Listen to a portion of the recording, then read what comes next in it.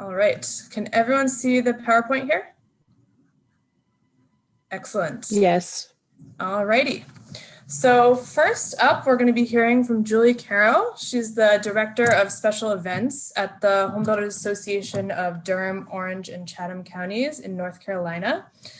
She's the lead organizer for the HBA's Spring Green Home Tour, which is upcoming in April, if I'm not mistaken, and it's a hybrid event this year.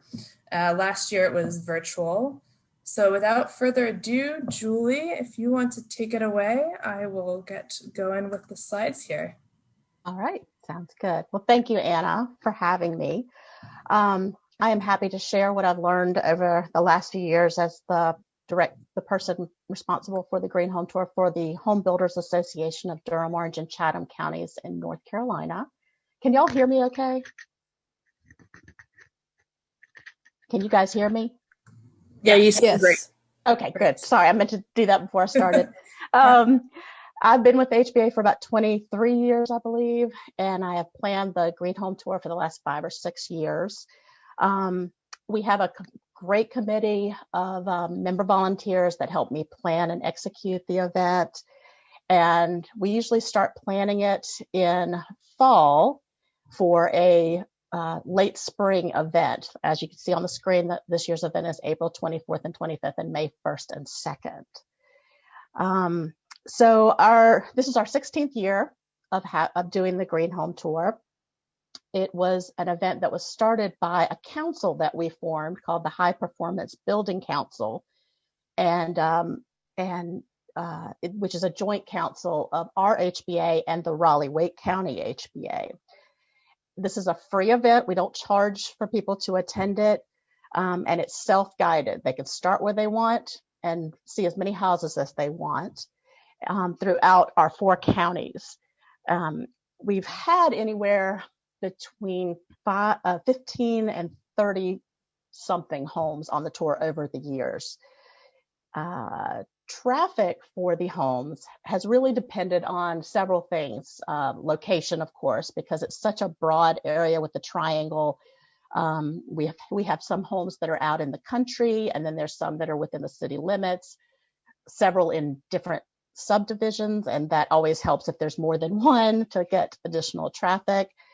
And it also just depends on the type of home that's entered. A lot of our entries are really unique homes, as you can see from some of the pictures in this graphic, and they tend to draw more traffic, of course, just curiosity and certain things that are of interest to them. So I would say traffic, I mean, it's been as low as 10 to 20 people a day in the past, up to 300 people a day. But even the 10 to 20 at those homes, they seem to be happy with that number because those are typically the homes, like I said, that are good drive away. And the goal of this event is to educate the public on the benefits of a high performance home, and of course, provide a marketing opportunity for our builder members. So it has been a successful event for us. It started off very, very small 16 years ago. I think the first year we had only 10 entries or 15 entries, I guess. And then, like I said, depending on the year, we have up to 30 entries. As you can see from the screen, this year we are doing a hybrid event. We have some builders that want to have people come in person, but I would say the majority of our builders, I think it's probably 90% honestly, want to do it as a virtual event this year. So it is typically held for 2 weekends, and that's how we started off promoting it this year. But because we're doing it this way, we're going to keep the website live through the rest of 2021 and keep marketing the website to bring traffic to it well past the 2 weekends. Let's see. I think this is definitely an added benefit for our builders because usually we focus on those 2 weekends, much like you would do for a Parade of Homes event, but now they'll get much longer exposure. This year is new in that we are allowing new certifications. In the past, we've had just NGBS, Eco Select, and Energy Star. And this year we expanded it to Environments for Living, the Duke Hero program. which is a program through Duke Energy, and a couple of other, any third-party verified certification program was eligible to enter the tour. We are structuring our digital book so that the more stringent certification programs are in the first part of the book and really showcased, and then as the certifications are less stringent, they'll be farther back in the book. And like I said, each house has to be third-party certified, verified. We find that to be crucial to make sure that things are actually taking place that they're saying is happening.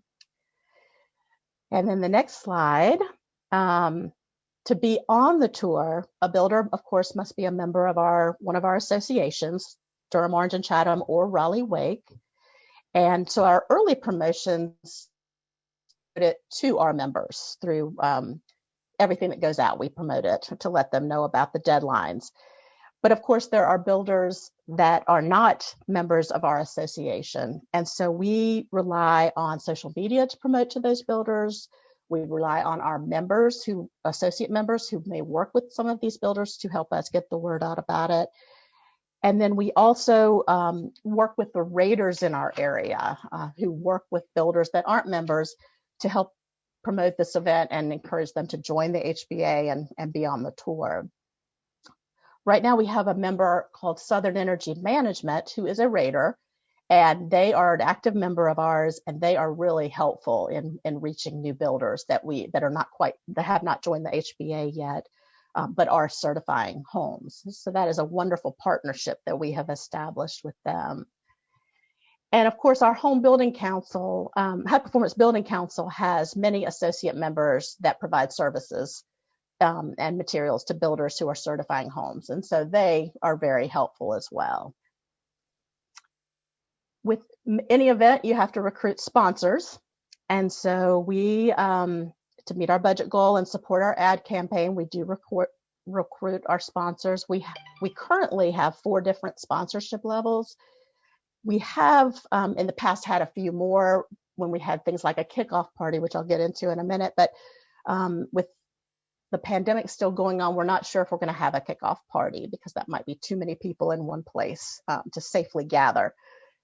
At any rate, this year we were very fortunate to get all our sponsors filled and some. And so we are using that extra revenue to really push our ad campaign. We've added some new things to what we normally do. And then we also slashed our entry fees this year, mainly because we typically have the same builders participate year after year. And so a lot of them signed on last year thinking they were going to get an in-person event, and then COVID hit and we had to switch our model I guess it was end of March for an end of April event. And so we wanted to cut them a break this year, let them get another entry in, and still give them the great exposure that they got. Let's see. Oh, also, as far as recruiting sponsors, on our entry form, we have our builders, it's optional. They do not have to do this, but they can provide a list of subcontractors and suppliers that they use. And those companies often are companies that provide green products for other builders that we could recruit. And also they could be potential sponsors for a future event. So that's really helpful to get that information. That's already a relationship that's been built. So that's a great thing that we do, and it's been very successful for us. For last year, like I've said a couple of times, we were scrambling. I mean, in about 4 weeks, we had to totally pivot. And so we had already planned out a well thought out in-person tour. We had marketed it. We had ads running, and we really had to scramble to let people know that it was a virtual event. And we did that well enough, but there are things we could have improved upon. And so this year we are really focusing on the virtual presence. So the website that we have is going to be definitely expanded. We're already working on that now. And a mobile app as well. We are going to have educational links, We're going to have a link to our digital flippable book. The book is not going to be a print book because most of the entries are virtual. But they will be able to go to the website, click on it, and just flip page to page as if they were holding it. In addition to that, we are going to do a 3D tour for each entry on the tour. And this is through Aerial Look, which is a local company that does Matterport tours. And I don't know, Anna, if you want to go ahead and do the little, show them the demo. So these tours, the company goes out, they set up appointments, they go out to the home at a convenient time, do it all safely, socially distanced, and they take the video and images for it and then create this virtual tour. And you can actually, like she's doing, click on the little circles and move around. It's so cool. And this was really well received last year. We had never done this before. And I heard quite a bit from the public that they appreciated it since we had to pivot so that they could actually see the homes. And the builders appreciate it too, because they don't just use it for this event. I send the link to them and they can use it on their websites, in other marketing, etc. So that's been a really great thing. I've since learned, I'm learning more and more about this, and I know that there's drone video and 360 images and more than this, but for right now, this has worked really well for us and helped the builders.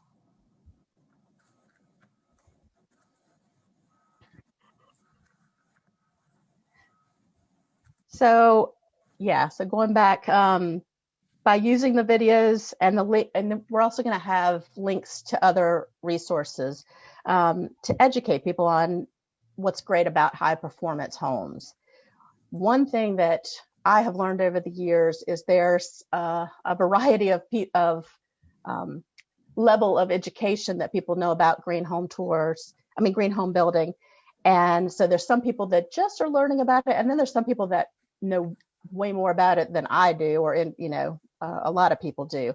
And so we want to not only address the people that are already well versed on green building, but also people that are just getting interested in it. So I am working to get some links and to other websites for educational to add some more information, and just make sure that everybody knows all of the benefits of it. Let's see what else. Yeah, I was just going to say, some even confuse our Green Home Tour as a spring parade of homes event. And so this is a great way for us to grab them, because I don't care if that's what they think when they're first starting out, and then educate them on what's great about green building and how it can save them money in the long run. Our website will allow visitors a chance to join our e-list for more information, but we are always looking for information, ways to gather data in other ways as well. We're looking at an online contest. Perhaps they are asked to visit all of the houses and maybe do a People Choice Award or something like that. And we were thinking about having the prize be a Yeti cooler with the little catch line, keep your beer as insulated as your house, or something fun like that. We're working on that. We haven't solidified all the details of it yet. And lastly, two more things on the website. Because we have so many more certification programs on the tour, we're using the website to tell them the differences between them, because a lot of people don't know all the differences, and then have links to the websites for each of the programs. The last thing is we're encouraging our builders to make short iPhone videos. Perhaps get their sales agent to do a walkthrough of the house and touch on the highlights of the home.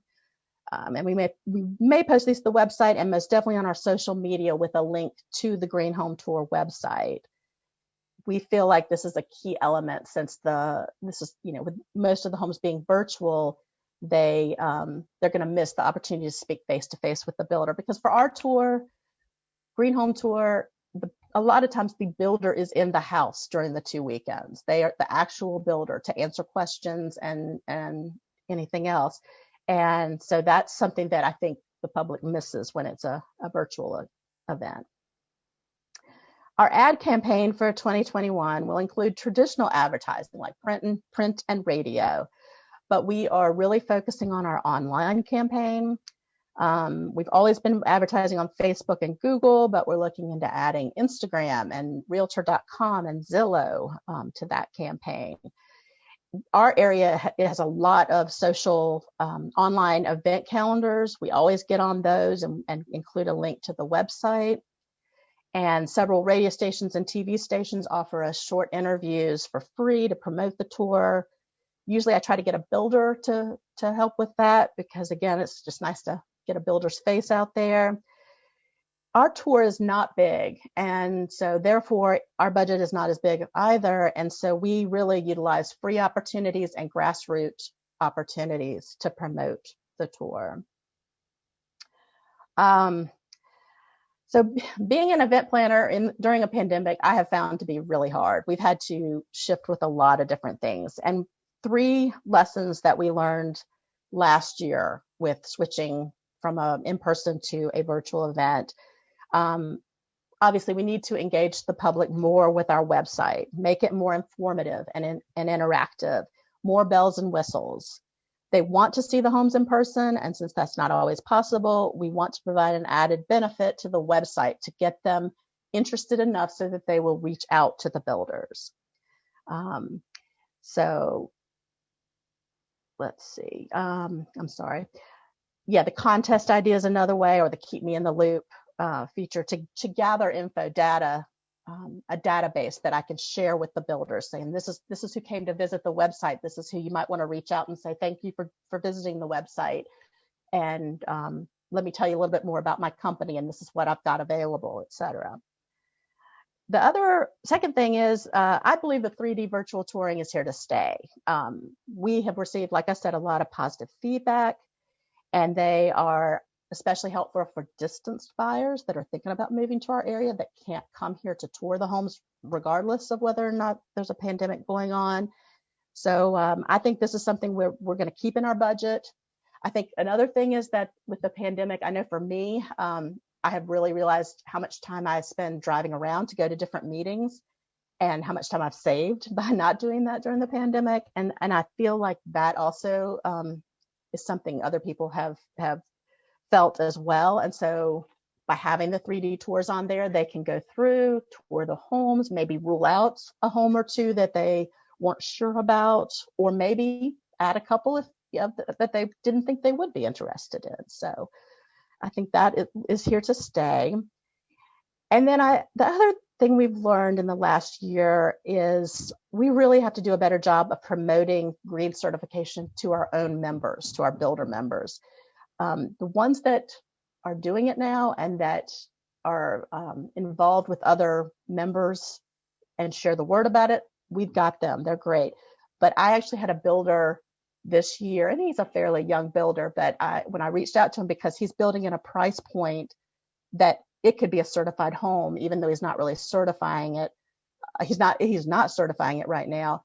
And he said, okay, well, green home tour, that means like summer, spring, green, right? That's what it is. And I was just like, no, there's a little bit more to it than that. So we are really going to work on educational opportunities at upcoming, whether it be Zoom events or we're having some in-person outdoor social type events, to really, really get the word out to make sure that everyone is aware of what the green home tour really is. Getting speakers that are really good to talk to them about it, and we're also adding a Q&A section on our website to do quick Q&A for builders that are considering it or maybe looking at our website to try to find more information. So we're getting really excited about our green home tour that's coming up. I personally am so excited about just having events that are outdoors or that where we can get out and about. And I hope some of the information that I've presented to you today is helpful. Feel free to reach out to me with any other questions that I haven't addressed here today. Thank you. Excellent. Thank you, Julie. And we will save questions for everyone at the end, since we do have, we're going to be visiting a different part of the country now. So thanks again, Julie, and we'll open it up. It really sounds like it'll be an interesting hybrid event. And, personally with the Matterport virtual tours, looking for a home myself, they're extremely valuable. So next up, we have Miles Conway. He's the executive officer of the Santa Fe Home Builders Association, and he's going to be talking about their virtual parade of homes. So with that, Miles, if you're able to unmute yourself, we'll get. Yeah. Hi, I can hear everybody. Can you hear me? Yes, all set. Cool. So, yeah, thanks. I'm glad to be joining the group. Sorry about that. I accidentally muted you instead of myself. Am I back? Yes, You're back. So, I put the link to our Santa Fe Parade of Homes in the chat there. So yeah, Miles Conway, we're out here in Santa Fe, New Mexico. So I'm glad to be joining this group. Like many of you might feel with kind of sustainable natural building materials, green building, our association, we feel like we've been the green sheep of the family in the national for a long time. And our members played big roles in developing our green building codes. So just to kind of leapfrog of the presentation prior, like we have a simpler mission when it comes to showcasing green homes because our Santa Fe city, where the lion's share of our operations are, is at a HERS 60. And our Santa Fe County is, and it's funny because tonight the Santa Fe County is changing their ordinance from a HERS 70 to an ERI 61. And that kind of abides by, of course, the 2018 energy codes, but the state has a path for that ERI and so, yeah, we've been building that way in the Santa Fe area for a long time, not necessarily in the other 7 counties of northern New Mexico, which comprise our service territory. But certainly we've been building green a long time. So when we feature these green homes, any homes built in our service territory tend to already be green. So when we, like you all, when we could not do a in-person parade of homes in 2020, we just pivoted to say, we're gonna do a virtual parade of homes. And so we went about doing that and recruiting folks for it. And again, it was just like everybody's doing, just a completely web-based virtual environment. We even couldn't bring the judges into the home. So we actually got rid of a couple of our typical prizes for our parade of homes that would have been best craftsmanship. So we just said that wasn't fair. That the builders just weren't going to buy it. So because it very much became the judges had to totally weigh things using either video or the photography. So let's see. What slide one. Slide 2, please. So yeah, we used our existing brand. So we have this since the 90s. We've been holding what is the Haciendas Parade of Homes. It has a magazine. And of course, we have our website. And the first things we did were just totally revamped our website to make it much nicer experience for the viewer. And as we recruited the folks, we did hire out for a videographer. We contemplated doing Matterport, but at the end of the day, we decided that people wanted this intimate experience. Like we did these 3.5, 4-minute videos that included drone photography, a video walkthrough, and then most important, and what I think was our selling point for our green home showcase, our haciendas, was we put the builder on camera and we really kind of helped them develop their own script. And then Daniel Nodelbach, who is on the screen right now with the giant thing over his face. You can't see it perfectly, but he's like Mr. Santa Fe. He does all this photography for a lot of the realtors. His belt buckle, as you can't quite see, is this giant silver Native American headdress. Anyway, Daniel Nodelbach, very confident photographer, very Well, just, yeah, a very confident photographer. Anybody out there who's worked with photographers knows that they have their own vision and their own style. And that is a good thing and a bad thing, because what we gained with working with this pro, we got beautiful videos and beautiful photography, but we also had not as much control over this artist as we maybe would have liked. And in the future, that's a learning thing. Like we want to have the rights to all the photography, and we want to have the ability to go to that artist and say, we want these specific photos. So that was a learning thing, but Daniel did a great job, and we were really excited to work with him. So we used him. We used a lot of in-house talent for some of our marketing materials and creating little graphics that we could start splashing around on social media, both during, before, and after the official launch of the parade. Next slide. This is Scott Cherry on camera. He was the Grand Hacienda winner. He's like a very natural, sustainable building materials guy. He took, this was a very historic home that started being built in the 1700s. So, to see a home from the 1700s with solar panels on the top of it at the end of the day was very cool.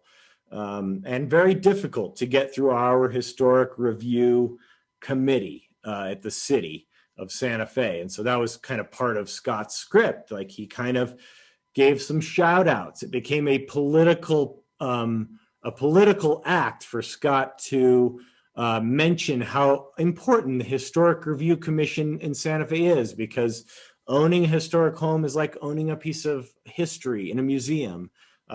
So yeah, I think that the Historic Review folks that heard Scott mention how great he loved them, that's got to help, because getting through a historic review process or just getting a permit these days in Santa Fe is just makes you want to tear your eyeballs out. It's very difficult.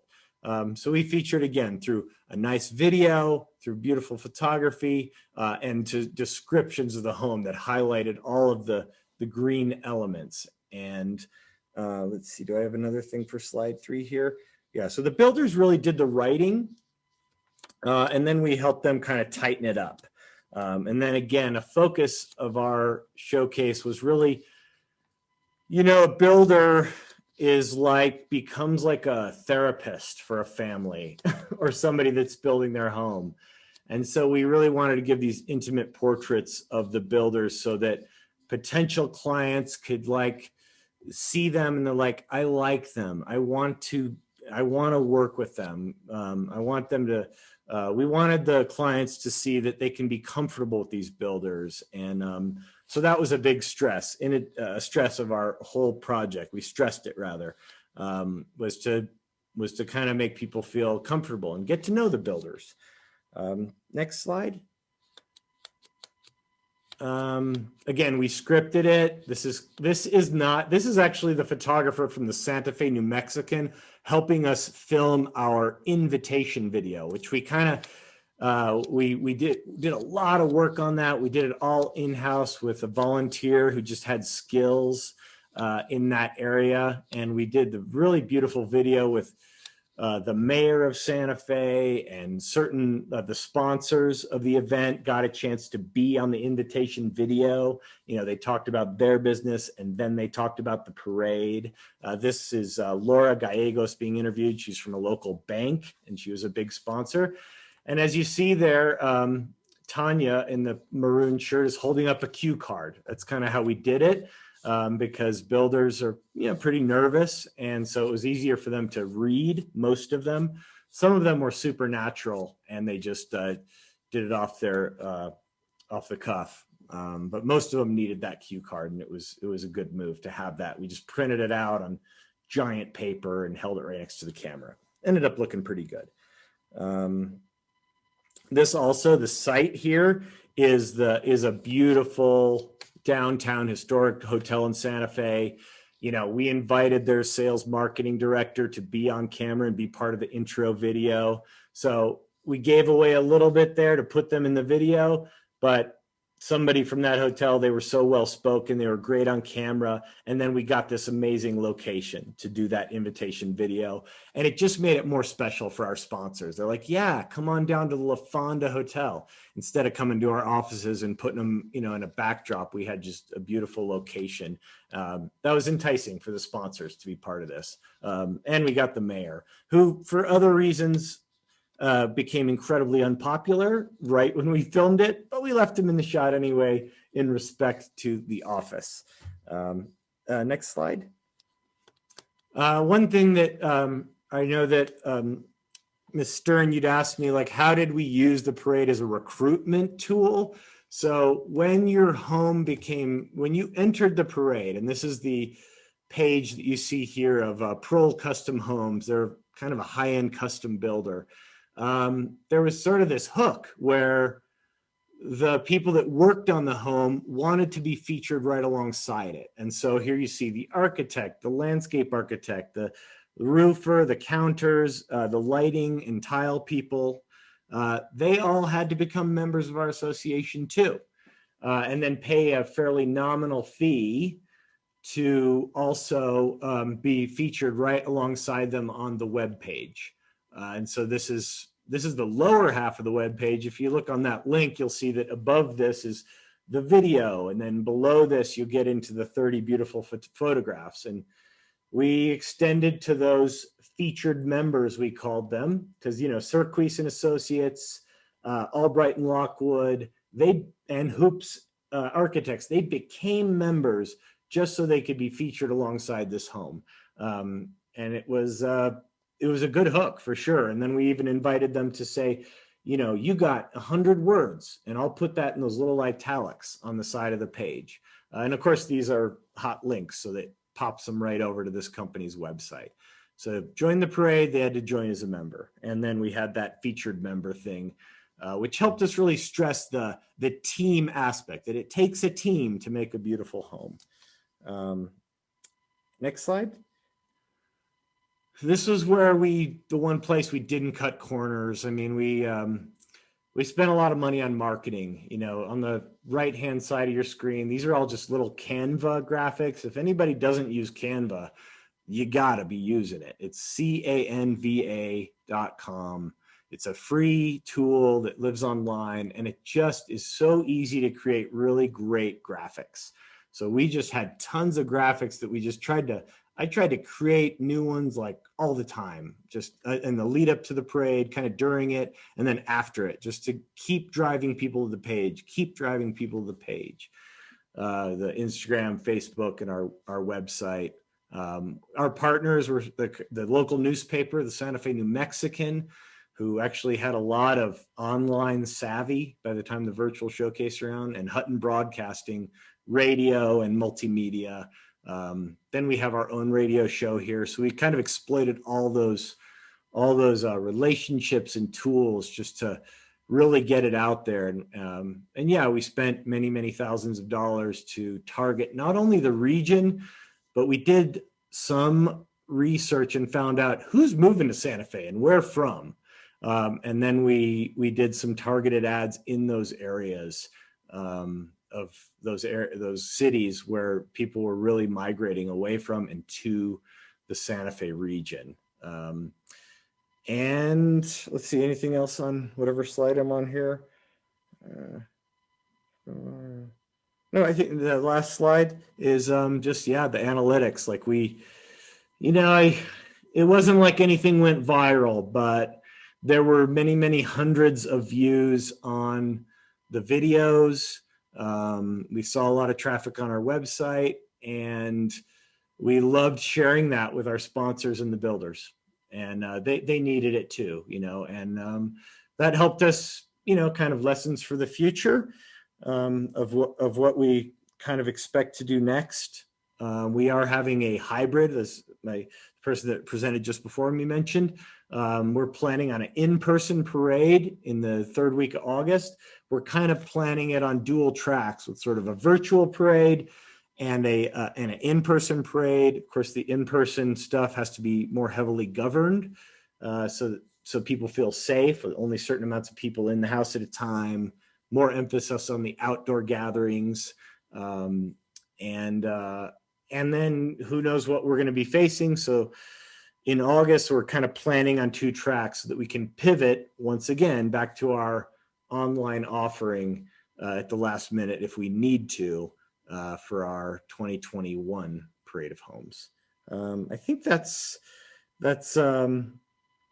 all I had to share. So yeah, it was an excellent project, and people were really thrilled, all things considered, because it was a tough time with the COVID and all that. So, but we feel pretty good about how it turned out. We kept our brand alive. We didn't leave a vacuum in place and just skip the year like so many other organizations just had to skip their event. I think that was important, just to keep the drumbeat going on what our association brings in terms of benefits to our members. And in particular, the green building, we love to talk about it. We just kind of made that an aspect of every one of the videos in some fashion, both from the affordable homes that were in the parade and the more high-end custom homes, and even emphasizing that on those high-end custom homes, you want floor-to-ceiling glass, you're going to put a solar array out there somewhere, because this area of the world, we are heading quickly towards sort of these net zero homes, or homes that perform really, really well.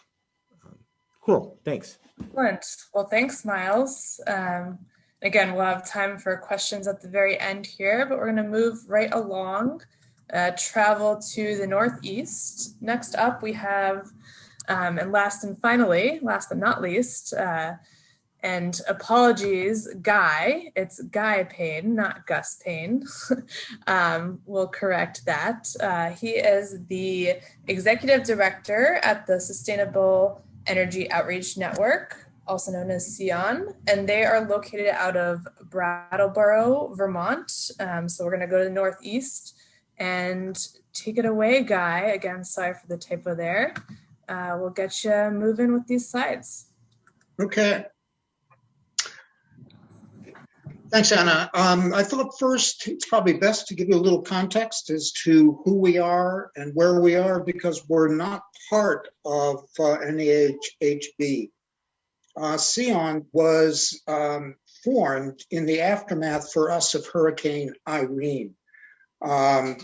It's not the hurricanes that hit Houston in terms of scope and disaster, but it was a big deal for Vermont, about 12 inches of rain in 24 hours. It wiped out bridges, roads, isolated towns, and so forth.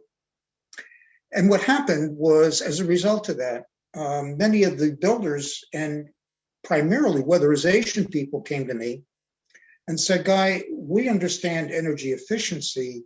We don't understand water and vapor management. And certainly when you're talking in the Northeast, you've got to be worried about the water and vapor management. So we put together a training course on advancing green building and building science, the keys to managing moisture. And as a result of that, the builders said this was the best course we ever had. And fortunately, right in Brattleboro, we have probably one of the nation's foremost trainers. He travels the country, and he was the founder of SEON. And so the builders got together, and we meet monthly for the Building Science Guild. And so from there, we created our own mission, very similar to what everyone else is doing. We are an organization that promotes and tries to expand the knowledge base of builders for high performance buildings. We, as well as engage the community in a fossil-free environment. So there are 4 areas of activity. There's the Building Science Guild, where we meet once a month and we noodle on whatever process technologies. We have a high performance builder program, all that is inclusive of knowledge, hands-on apprenticeship, and the Sustainable Home Tour, and then certainly the community and career center or technical centers in engagement.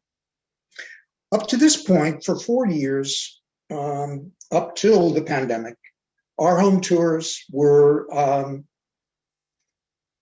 they were road trips, and we always did it in October. Like, who did not want to travel the roads of Vermont in October, which was ideal. You also got to remember where we are. We are rural. Brattleboro, Vermont is southeastern part of the state, just over the border from western Massachusetts.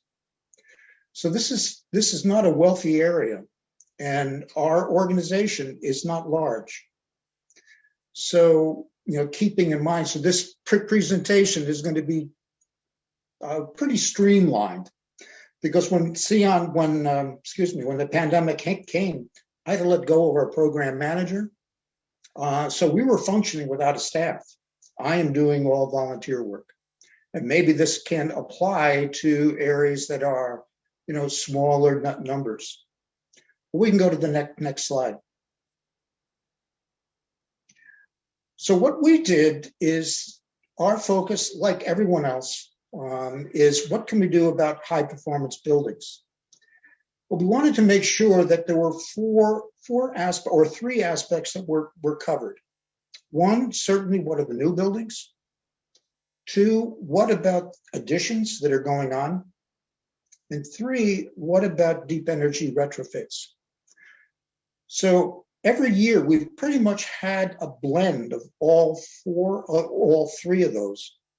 What you see in the upper left is a deep energy retrofit that actually was moved back 40 feet from the main road. The fun thing about that is, when they took away the wall boards on the inside, certainly they stripped everything, but they found scythes, shoes, Bibles, and bottles. So what we learned in the 1800s, scythes were part of the wall boards of the wall systems within buildings. It's fascinating. We have a panelized high performance building on the far right, a addition on the bottom left that was part of a residential artistic community, and they needed a better congregating place. And then the last is a high performance, almost passive house, but they, like so many builders, they don't have the money to certify that. So it's passive house and all but certification. So if we go to the next slide, I'll just sort of walk you through what our process was, which is probably no different than what everyone else did. Fortunately, the program manager, who I said we had to let go, volunteered her time to help us out, and because she had a strong graphic IT expertise. But we had a team of realtor, my program manager, myself, and an architect, and a builder. We all selected, we had the criteria that was selected, and there was an application process. The builders had to fill out, along with the homeowner, a fairly detailed application so that we could have an idea of what we could write on our website as well as any advertisements. The sponsors were varied. We had 2 sponsorship levels and 2 advertising levels. So in the sponsorship level, they included financial institutions, real estate, 475 high performance building, Sierra Pacific, local home centers. Those are sort of the big sponsors. What we gave them was a 1-minute video of what they could do for $500 and a 30-second for $350. The advertisers had either a 10-second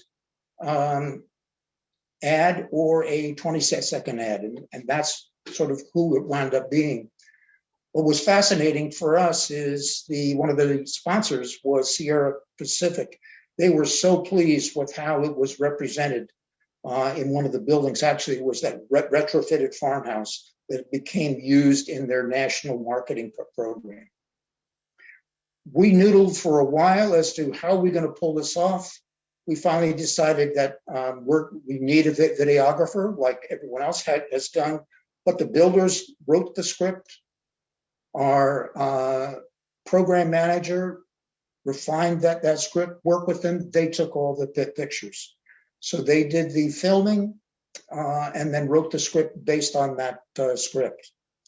The marketing was very similar to what everyone else has done, from a brochure, a flyer that we also created that we gave to the home builders or the home centers so that they could send to their contacts, to any of our sponsors who have distribution lists. Then it was certainly NPR, the radio stations. I was on local community TV in various locations. And the registration, we used Eventbrite, and it was free, but we also asked for donations if someone wanted to do that. So we probably had, at the end, 140 people registered, but those who actually participated was probably around 90. The beauty of this was when we had the original home tour, the max that we could do would have been 50 or 60 people. This really gave us an opportunity to market further. Financial outcome, we didn't make a lot of money. We probably made about $1,800. But just like Miles was saying, it was critical that you keep the presence available to the public. So we just go to quick observations and feedback, I think would be the next slide. We thought we might be able to pull it off because we didn't have much money. But then the decision was, no, let's bite the bullet. Hopefully with our sponsorship, we'll make the money, but we need to make sure it's a quality production. Builders, they need a lot of hand-holding in this. And you need to let them know it'll take a lot of time. I am sure just throughout the country, our builders are slammed right now. For them to take the time to do this work is a real burden for them, because at this point, they weren't really sure what the outcome was going to be in terms of the benefits. And so as it goes to a lot of hand-holding, they need to be held to deadlines. And that is really a challenge for them. The home selection continues to be a challenge, not because of new buildings renovations, but where we are in a rural state, the challenge here is, are we building homes for the average or renovating homes for the average Vermonter? These aren't people with a lot of money. And we need to make sure that we are addressing the construction renovation needs of our population. And that's a real challenge. Because most of the builders would love to have a new building in which they do maybe 2 or 3 buildings a year. They don't want 50 projects. The music, we had music in each of the presentations, and that wound up being great. And that was all because of the videographer. The impact on future work for us, I've asked the builders, they don't really know whether in fact they got new clients as a result of that. All of the tours, it was done as a webinar. So the overall tour of an hour and a half is on our website, but each home has its own video. So the builders themselves now have a product, have a tool that they can take to a prospective homeowner, and this is cutting down for them on the kind of return trips, visits to nail down a contract. So it wound up being, it was a pain in the ass doing it for them. And one builder initially said, if I knew what this was going to take, I wouldn't do it. Now, turned around and go, I now have a tool that I can show people. You try to explain what a Larson truss is to a homeowner, it's impossible to do that without something visually that you can show them what a Larson truss is. So we haven't decided what we're going to do. Most likely we won't do a hybrid. Up here, we never know what the season is going to be in the fall. So we think we'll probably go back to a video program, and we did this in November. So certainly you could visit us on www.seon.info, and you'll be able to see the different tours. But that's where we are. So thanks for giving us the opportunity. We're very different. We do have a relationship with the Vermont chapter of the home builders, but they're up north, and so they're not as present down here. So we're on our own on a very minimal budget. So perhaps this is a program for those who don't have the kind of cash, but they can begin seeing what is actually possible. Thank you very much, and I hope you are well, and I hope you staying safe. Great. Thank you, Guy, and to Julie and Miles.